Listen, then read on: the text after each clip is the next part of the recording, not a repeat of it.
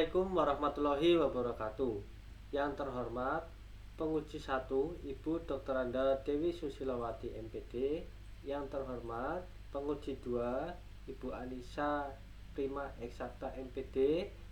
Yang terhormat penguji 3 Ibu Tri Haryani SPD. Di sini izinkan saya memaparkan materi seminar pendidikan profesi guru PPG gelombang 1 tahun 2023. Sebelumnya, perkenalkan untuk profil seminar PPG saya. Nama saya Gali Imantori, NIM 2321515003, program studi matematika, dosen pembimbing Ibu Dr. Anda Dewi Susilawati MPD. Mata kuliah yang dipilih adalah prinsip pengajaran dan asesmen 2. Selanjutnya, untuk mata kuliah yang dipilih adalah prinsip pengajaran dan asesmen 2. Alasan saya mengambil prinsip pengajaran dan asesmen 2 sebagai mata kuliah karena pada mata kuliah ini saya belajar yang pertama, bagaimana pentingnya membuat asesmen awal untuk mengetahui karakteristik peserta didik. Yang kedua, merancang dan menerapkan pendekatan teaching at right level.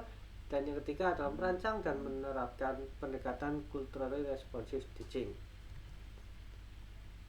Untuk review mata kuliah terpilih, prinsip pengajaran dan asesmen 2 pada topik 1 berisikan tentang pemahaman karakteristik peserta didik melalui asesmen awal.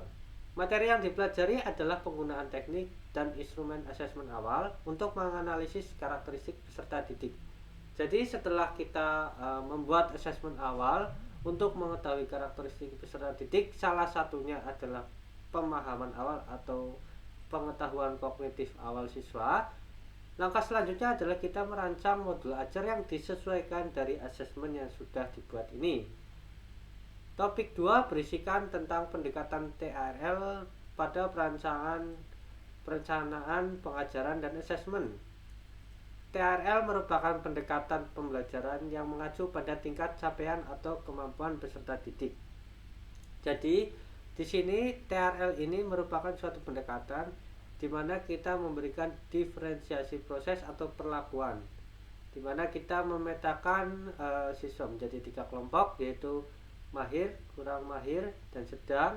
Lalu kita memberikan perlakuan yang berbeda kepada setiap kelompoknya. Dan selanjutnya, topik 3 berisikan tentang pendekatan CRT pada perencanaan pengajaran dan asesmen. Pendekatan CRT ini juga dikenal dengan pengajaran responsif budaya, adalah model pendidikan teoritis dan praktik yang tidak hanya bertujuan meningkatkan prestasi peserta didik, tetapi membantu peserta didik dalam menerima dan memperkokoh identitas budayanya. Di sini saya juga belajar bagaimana saya merancang modul ajar dan penerapan CRT dan mengimplementasikannya. Begitu juga pada topik 2 dan topik 1 tadi.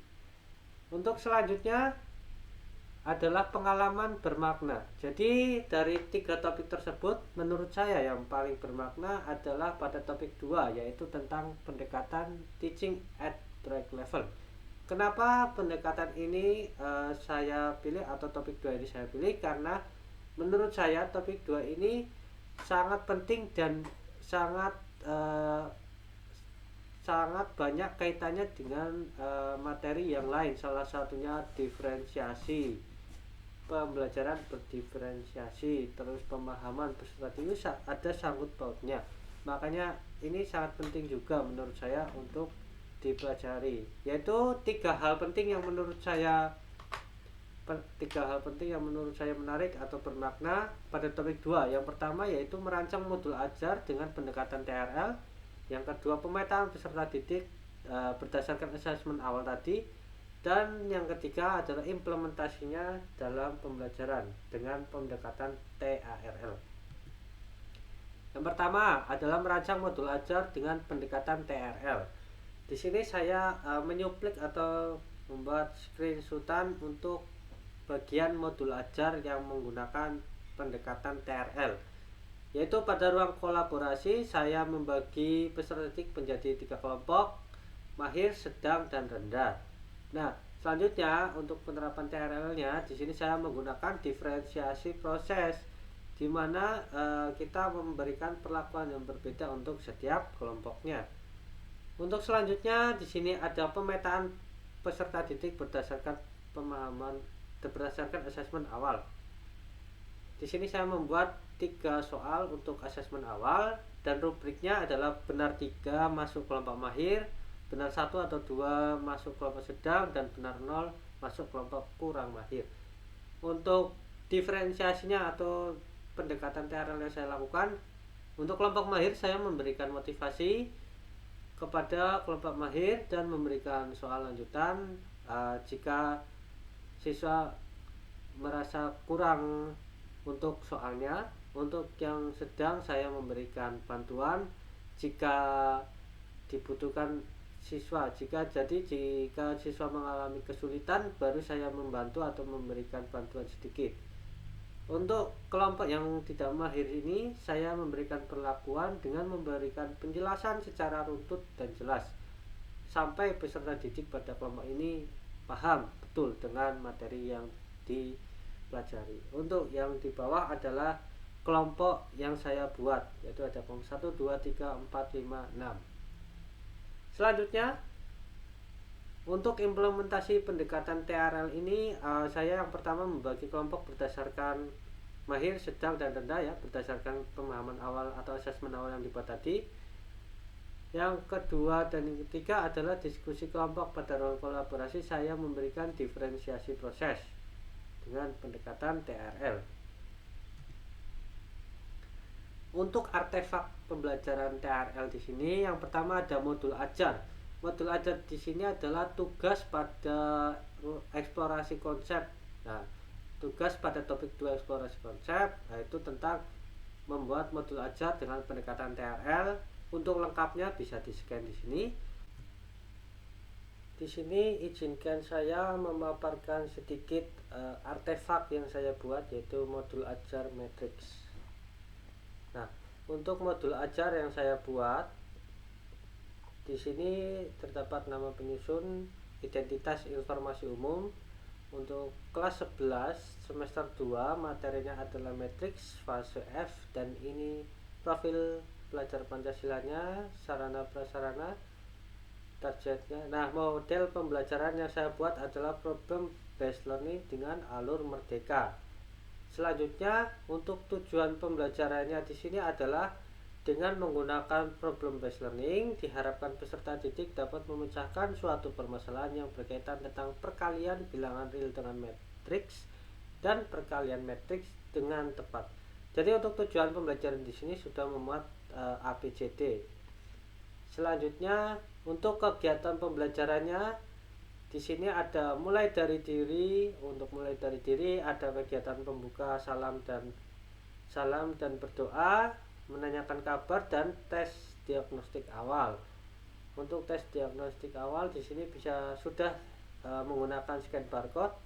Nah, selanjutnya ada budaya positif, yaitu kesepakatan kelasnya, yaitu mengumpulkan HP di awal, tetapi karena HP-nya digunakan untuk asesmen awal, jadi mungkin tidak digunakan untuk aktif dalam pembelajaran dan menghargai ketika ada yang berbicara di depan kelas. Selanjutnya saya juga memberikan ice breaking dulu untuk kesiapan siswa, untuk melatih fokus siswa dan memberikan persepsi. Oke, selanjutnya untuk eksplorasi konsep, di sini saya membukakan materi melalui garis point.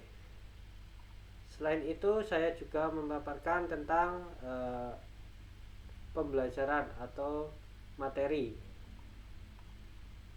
Nah, pada ruang kolaborasi di sini titik pentingnya untuk pendekatan TRL.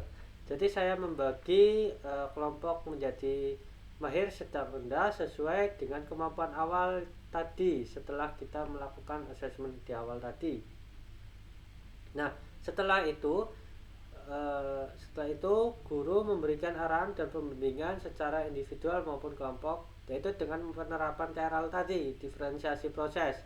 Ketika mahir, maka diberikan perlakuan untuk diberikan motivasi dan latihan soal lanjutan. Untuk sedang diberikan bantuan jika siswa merasa kesulitan saja.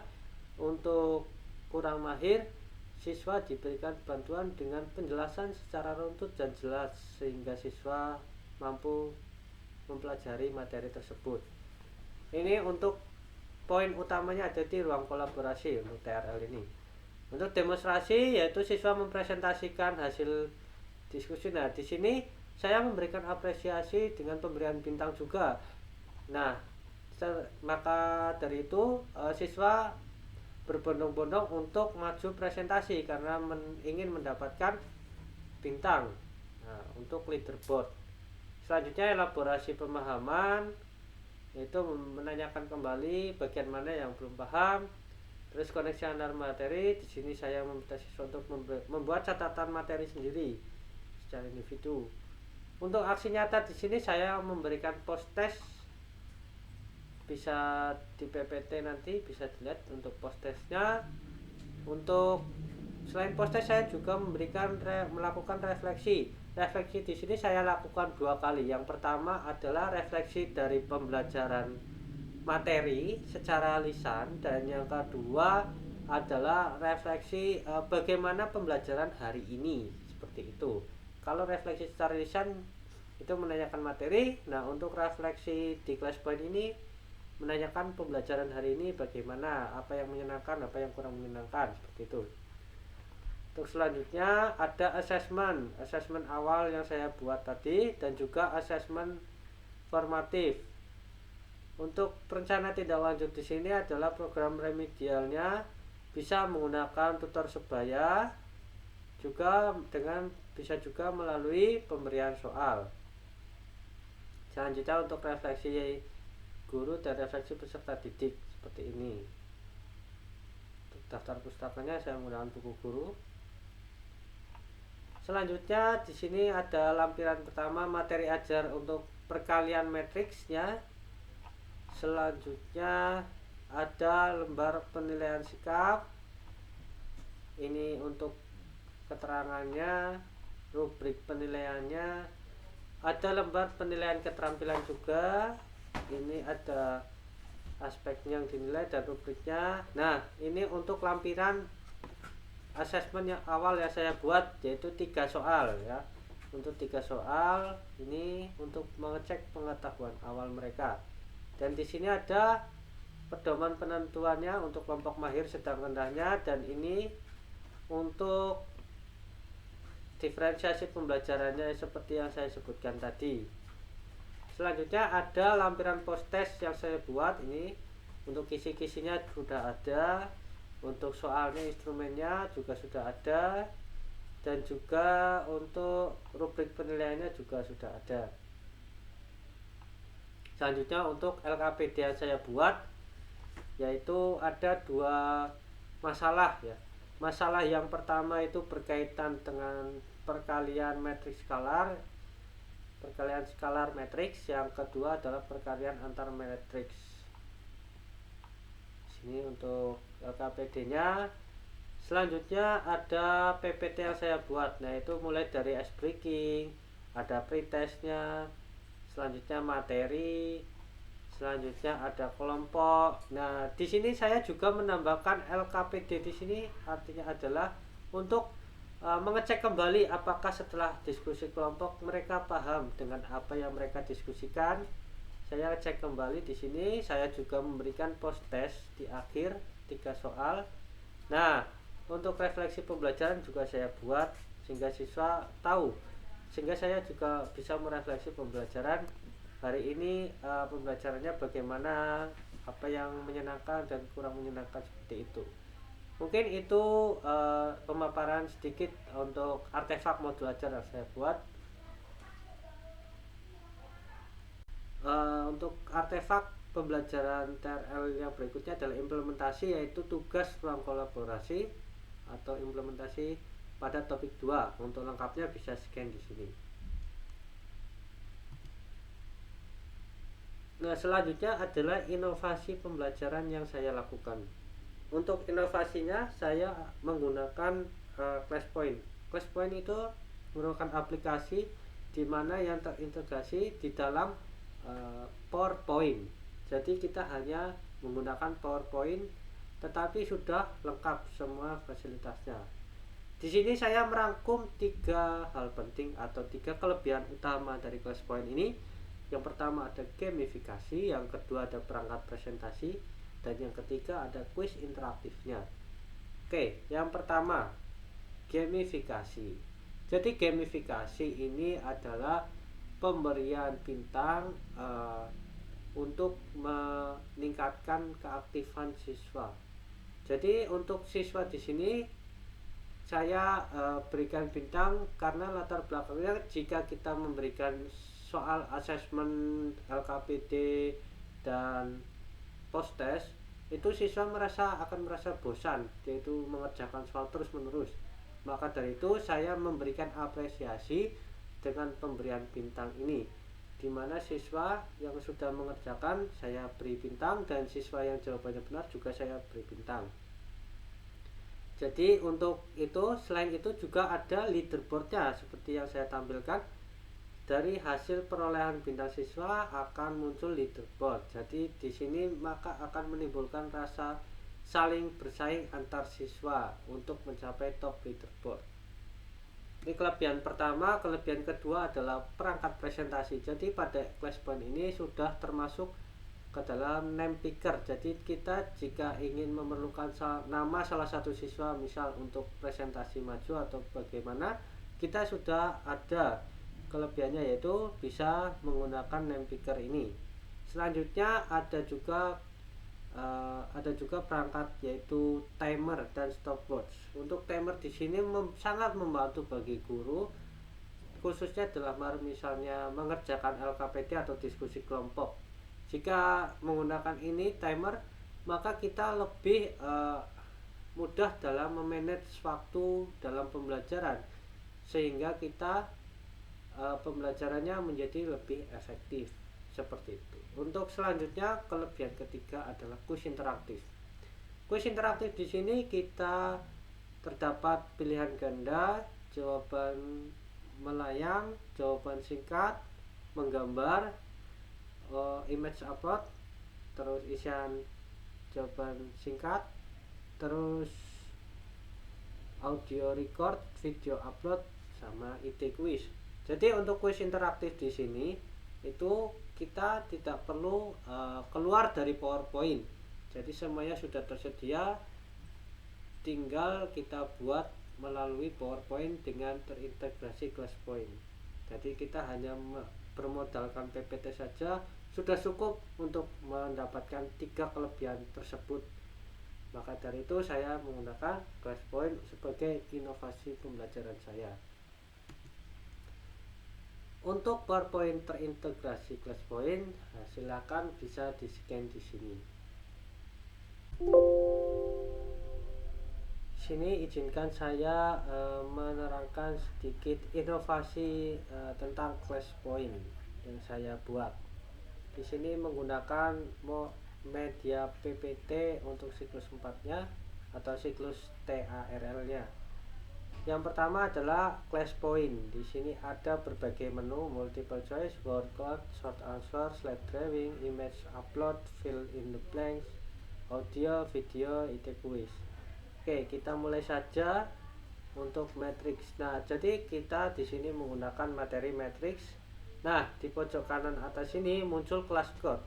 Jadi siswa bisa menampilkan layar ini menggunakan smartphone masing-masing, membuka website ClassPoint dan memasukkan kodenya. Di sini saya juga sudah membuat kelasnya untuk kelas 11 BC1.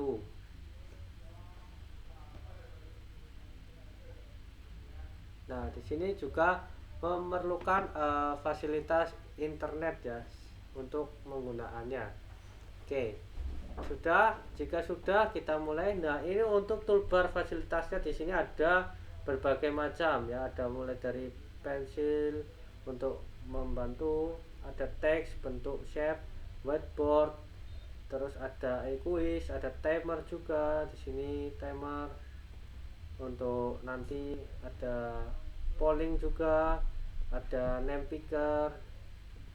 Untuk itu juga ada leaderboard juga, skor sementara. Nah, seperti itu. Kita buka selanjutnya. next. Nah, di sini saya membuat ice breaking untuk melatih fokusnya. Jadi siswa disuruh memperhatikan selama 30 detik.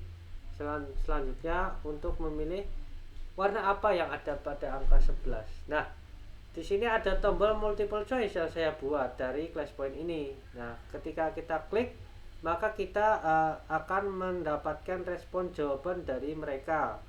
Nah, di sini sudah pernah saya buat, dan untuk respon jawabannya ada 15 orang yang menjawab D, 2 orang menjawab C, B, dan ini. Kita lihat untuk jawaban yang benar yang D. Jadi ada di sini contohnya Eko Setiawan, Tia, dan lain-lain. Dan kita juga bisa memberikan bintang untuk yang benar, juga bisa memberikan bintang untuk mereka yang aktif menjawab. Seperti itu.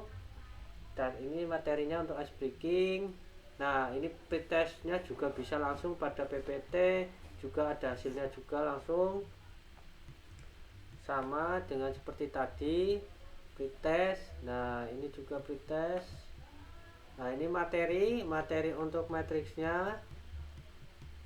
Selanjutnya ada diskusi kelompok. Jadi untuk LKPD-nya secara berkelompok. Ini untuk kelompoknya ditampilkan pada layar atau HP masing-masing. Nah, di sini kita bisa menggunakan atau memanfaatkan fitur timer. Misalkan dari diskusi kelompok kita butuh waktunya adalah 10 menit saja atau 15 menit dalam pengerjaannya, kita bisa mulai mengerjakan. Jadi kita tinggal menunggu saja sampai waktunya habis, selesai tidak selesai dikumpulkan. Seperti itu. Untuk selanjutnya ada juga fasilitas yang berikutnya adalah name picker.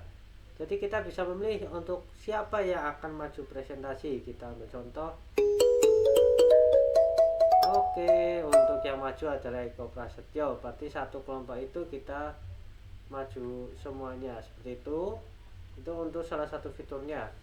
Dan nanti untuk setelah itu ada, nah kita cek kembali apakah siswa itu benar-benar diskusi kelompok dengan cara dari masalah yang ada pada LKPD, kita cek ulang jawabannya atau sudah benar ataukah belum.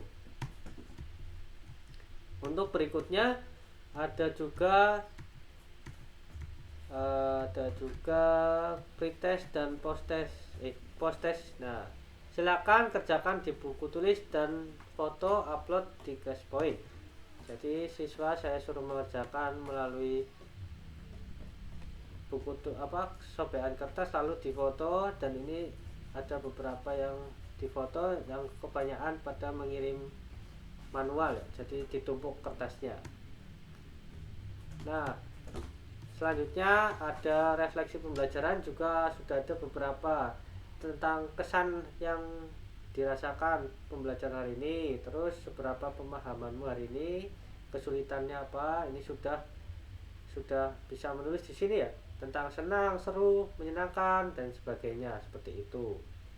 Ya, mungkin ini adalah sedikit inovasi dari saya untuk pembelajarannya. Kurang lebihnya saya mohon maaf. Wassalamualaikum warahmatullahi wabarakatuh. Selanjutnya adalah rencana tindak lanjut yang saya lakukan. Yang pertama adalah menerapkan model pembelajaran yang berpusat pada peserta didik seperti problem based learning. Nah, salah satunya yaitu problem based learning yang saya buat dengan alur merdeka pada modul ajar yang saya buat. Yang kedua, merancang asesmen kognitif awal untuk mengetahui pemahaman awal peserta didik. Jadi di sini juga saya sudah membuat, dan saya akan selalu membuat untuk asesmen awal ya, untuk pengetahuan kognitif awal peserta didik di setiap pembelajarannya. Yang ketiga, merancang pembelajaran dengan menerapkan pendekatan TRL. Jadi saya akan membuat modul ajar dengan menerapkan TRL, yaitu diferensiasi proses atau perlakuan yang berbeda sesuai dengan asesmen kemampuan awal siswa. Untuk yang terakhir adalah memberikan inovasi dalam pembelajaran, salah satunya dengan menggunakan ClassPoint. Nah, dari sini saya memberikan inovasi menggunakan ClassPoint karena menurut saya ClassPoint juga memiliki kelebihan-kelebihan yang cukup bermanfaat atau membantu pembelajaran menjadi lebih efektif. Dan kelebihan yang saya tambahkan di sini adalah siswa dapat melihat plus point melalui smartphone masing-masing. Jadi kita sebenarnya tidak memerlukan proyektor. Jika ada kendala proyektor, siswa bisa membuka melewat smartphone masing-masing. Seperti itu untuk kelebihan plus point. Oke, terima kasih. Mungkin itu pemaparan seminar PPG dari saya. Untuk kurang lebihnya saya mohon maaf. Wassalamualaikum warahmatullahi wabarakatuh.